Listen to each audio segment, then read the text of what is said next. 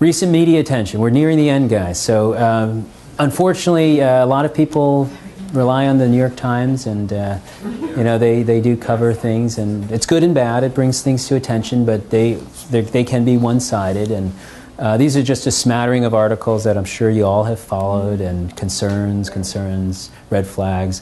What I would say about it is a lot of them have dealt with, and this guy is Barry Meyer, so he's done. Yeah, I've spoken to him, and I don't know what to make of. He has, I don't know, I think he has a very focused view on this. Unfortunately, a lot of it is, I think, colored by total hip replacements. So as Ian brought up, total hip replacements, I think, are a different animal than hip resurfacing. And then a lot of it has also been colored by bad implants. So if you've seen bad results, and the Johnson & Johnson ASR has really been a disaster for hips in general, and especially hip resurfacing, then he's focused a lot on that. But a lot of the negative articles kind of gloss over the fact that, you know, a lot of it is due to, you know, these kinds of implants. And once in a while he'll say, oh, well, the Birmingham and other devices are performing okay. Yeah. But in any case, that's been the genesis of a lot of attention. Our orthopedic literature have had articles, is it worth the risk, and things like that. So this was what Ian was alluding to before. This is a resurfacing with 2 pieces. This is a hip replacement, so it's got multiple areas of corrosion. So it is a different animal, and studies have shown that total hips have higher metal levels than resurfaced hips, even when the size is the same and everything like that. Device alerts, this is the British FDA, the MHRA. They've alerted people to metal-on-metal hips and given advice. And our own FDA has done something similar. But as I was saying, many of the articles lump total hip replacement with hip resurfacing. And as I said, the metal levels are higher in total hips because of the chance of corrosion. And just remember that bad implants were the cause of a lot of these articles. So. Not every implant is the same. Unfortunately, the negative media has caused many patients and surgeons to believe that all implants are bad, and surgeons have stopped doing it, patients have stopped looking for it, and fewer surgeons are performing hip resurfacing. So, and it's something that needs to be done frequently, I think, to be good at it. So fewer people do it, so more people are going to specialized centers, as I've been fortunate to have. One positive thing I would say is that the media has highlighted the importance of regular follow-up. So you shouldn't disappear for 10 years. You should come back. We should get x-rays every couple years, check your metal levels. And it's like bringing your car in for inspection. And it's just so we could see if there are any issues with that and intervene earlier before things become too serious to fix. Are women different? I think this is the last section. So are women different? Clearly the answer is yes. This is kind of the first paper in 2008 that called attention to what they called pseudotumors. So the groin is a common area where people will have swelling. They describe 12 hips out of 1,300, so to answer your question, maybe about a 1% incidence.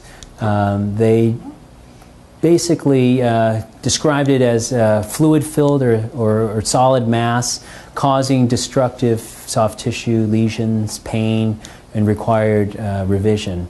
But this is the Oxford group, so they have a unique experience there where they have many surgeons doing surgery, and a lot of them are trainees. So this is the one where a lot of the implants were malpositioned, and maybe obviously that we know leads to problems as well. So 1% may be the percentage, but that may be an overestimate also.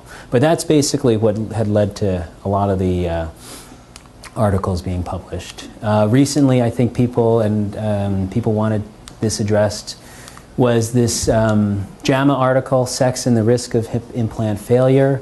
This represents the Kaiser experience from 2001 and 2010. So it is a very large number of patients, and Kaiser Also is able to keep track of their patients pretty carefully.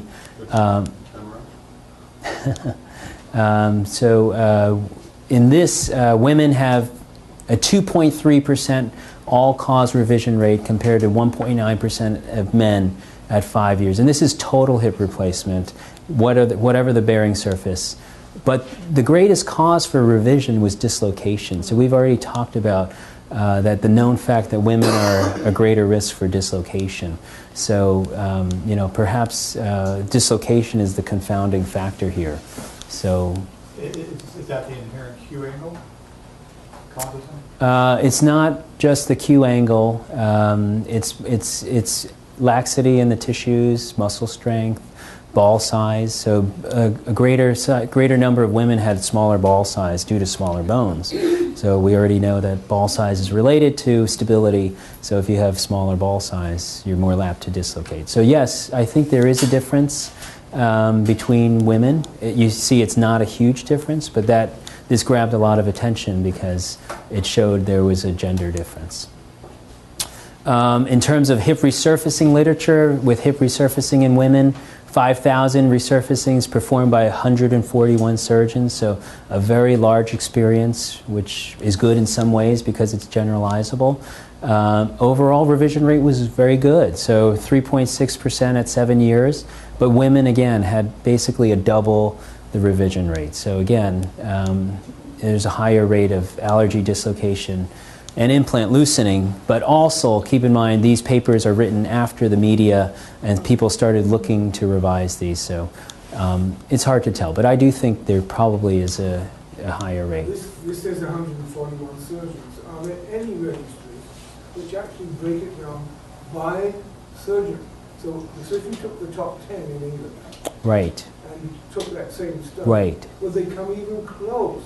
Well, that's a great question. The question is, if you break it by surgeon and stratify it by surgeon, and obviously experience has a role, would the results be different? And I would say absolutely, definitely. Certainly specialists are going to have better results, I think. The Australian registry does break it down by experience, so they did find a significant difference in surgeons who performed less than 30 a year compared to surgeons who did more. This is the Registry of England and Wales, so they have over 400,000 hip replacements, over 30,000 resurfacings, and women compared to men, again, about double. Again, keep in mind this is during the whole height of the hysteria, and also a higher revision rate than total hip replacement. But as I said, I think many of you have seen what I wrote in response to this just for my patients. It doesn't account for function or complications. So if you have a hip that works better and dislocates less, you know, perhaps it's still worth that slightly increased risk of revision. And that still means that, you know, 95% didn't have a revision. Just to finish up, we did a study also. The United States FDA mandated that we do a study. I'm part of that study. So our FDA mandated that we do a study. And this, our breakdown, we have 293 hips. The majority are men, because men just develop arthritis generally at a younger age with the cam impingement. So most of them are done posteriorly. Survival rate was quite good. So our survival rate was about 97.8% at 5 years. And we also did find a different rate between men and women. So the men are at the top, the women are here, and it was 99% survival for men, 95 or so for women at 5 years. Again, keeping in mind the time frame of this study. So the confounding thing, of course, as we talked about, is head size, and we definitely found a difference in head size by gender. Women average about 45 millimeters and men average about 50, which, as you saw from that Australian study, was kind of the cutoff that they had. You asked about other data. So this is Derek's data. He was kind enough to lend me this data. This is his data from 2012, looking at his results. He's had the longest follow-up, so here on the x-axis here, we have 10-year follow-up with figures, and now slightly over 14-year data. So his data is incredible. So it is excellent, but he does find a difference between men and women also. So if you look at 10 years, definitely men have a higher survival, women about 95%. And then at 14 years, the survival is lower, but again, these are all patients in England, and they may have had revision because they didn't want to deal with the metals and things like that. What's the mode of failure? Is it lysine? Is it loosening? It doesn't stratify it. These are all cause revisions. So it could be infection. It could be somebody who fell and broke their hip, things like that. Implant survival in men, stratified by age. If you're over 60 or under 60, these are the results he has at 14 years. So they're excellent, outstanding results. And interesting, the older men did better. And there's probably related to maybe it could be activity. Yeah. Right. Judgment. Judgment. That's right. That's right. Better judgment. Older men. They know. So this is the McMinn data for women, so broken down by age. So 10 years, quite good results. Still quite good at 14 years, especially in women over 60. So again, the older women did better. And the interesting thing with that is that it's probably, the confounding thing here is dysplasia. So if women have dysplasia, they're younger. They had arthritis younger, yes. Just a question about this. The age is age at implant? Yeah, that's what I was or age, I mean, as they get older, do they change? It's age at implantation. Age at implant, Yeah, okay. right. Okay. So women do have different results than men with hip resurfacing, and we've talked about it. Smaller bone, implant size, higher incidence of dysplasia. Osteoporosis could be an issue, especially with hormonal changes. I think greater flexibility is a culprit also. I mean, it's a blessing to some, but it's also, it brings the implant edge to edge, and that can create more metal. So, women's pelvises are structured differently, and that could be an issue. There also seems to be a higher chance of the metal allergy. So that's certainly something that we still really need to do more research on. And that being said, I would say the majority of women do extremely well with hip resurfacing and would definitely benefit from the enhanced joint stability. And these are just some patients I've been fortunate enough to know. And of course, Vicky and Lori. So Lori's demonstrating motion and things like that. So this has really caused, though, the rate of resurfacing in women to go down, which is good and bad, I think, but that's kind of the trend in Australia.